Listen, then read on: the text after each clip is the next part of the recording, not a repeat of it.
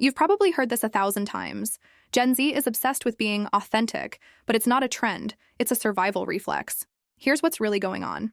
Gen Z grew up in a world packed with filters, scripts, and polished images. You saw adults, celebrities, and brands pretending they had it all together while everything felt unstable behind the scenes. Your brain noticed the gap between the mask and the reality, and that disconnect taught you to distrust anything that feels fake.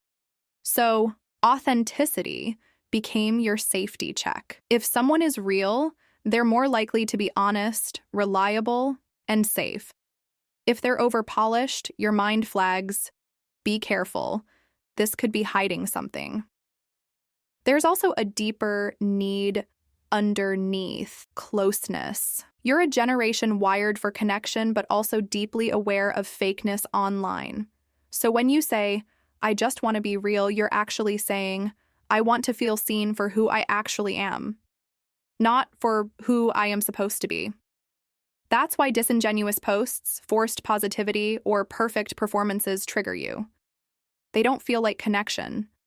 They feel like emotional isolation, and inside, being authentic is a way to protect your identity. Instead of bending into whatever the world wants, you hold on to a version of yourself that feels true. It's not about being flawless. It's about being honest. Even your flaws, your awkwardness, your unfinished moments, you put them out there, not because they're perfect, but because they're real. So when people mock Gen Z for being obsessed with authenticity, what they're really seeing is a generation that has learned to filter for truth in a world that constantly tries to sell perfection.